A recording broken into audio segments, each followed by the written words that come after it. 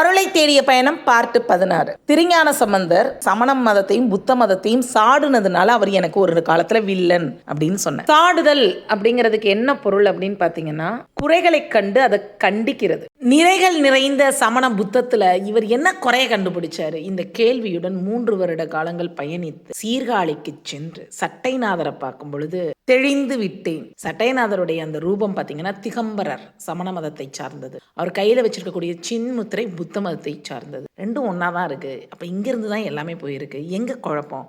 இவங்க என்ன தான் தப்பு பண்ணாங்க? இந்த வினாக்களோட கண்களை மூடி உள்ளே போகும்பொழுது உணர்ந்து கொண்டேன் உண்மையை. ஒரு நாணயத்துக்கு இருவேறு பக்கங்கள். ஒரு பக்கத்தை பார்த்த எனக்கு இன்னொரு பக்கமும் தெரிந்த தருணம் அது.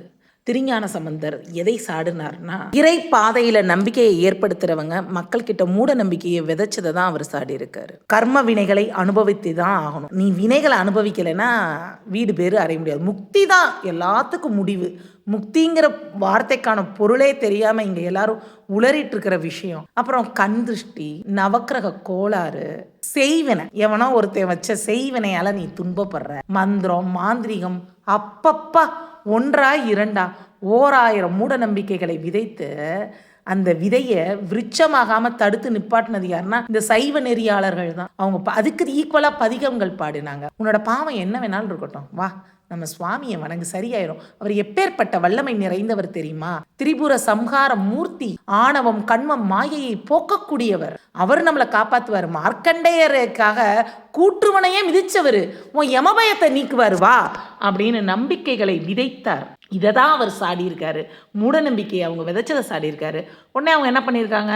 அவரோட வாதிடுறதுக்காக அவங்க தான் இவரை கூட போராடுறதுக்கு கூப்பிடுவாங்க.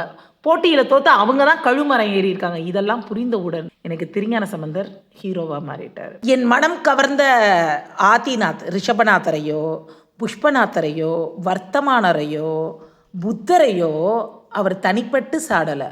அவங்க பேரை சொன்ன அந்த இயக்கத்தை சாடி இருக்காருன்னு தெரிஞ்ச உடனே வேற என்ன வேணும்? என்னோட ஹீரோ வேற லெவலில் பிரம்மாண்டமாக எனக்கு தெரிஞ்சார். இன்றளவும் அவருடைய பாடல்களை தான் நான் அதிகமாக எல்லா கோயிலையும் பாடுறேன். அந்த பாடல்களை பாடி திருநீர் தரித்தவுடன் கொண்ட நோயும் விலகிவிடும்.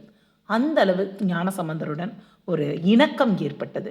இறைவனை அடையக்கூடிய பிற மதங்கள் நம்ம கிட்ட தர்க்கம் பண்ணும் பொழுது அவங்க கிட்ட வாதிடுவதற்கான திறமையையும் திருஞான சம்பந்தர்கிட்ட இருந்து தான் நான் கற்றுக்கிட்டேன். தைரியத்தோட இறைவனை எண்ணி அவர்கள்கிட்ட வாதிட்டு நம்ம கொண்ட கொள்கையின் சிறப்புகளை எடுத்துரைக்கிறதையும் அவர்கிட்ட தான் கற்றுக்கிட்டேன். இப்படி தாங்க என்னோட ஆல் டைம் ஹீரோக்கும் எனக்கும் உள்ள கனெக்ஷன் இன்ன வரைக்கும் ஸ்ட்ராங்காக தொடருது.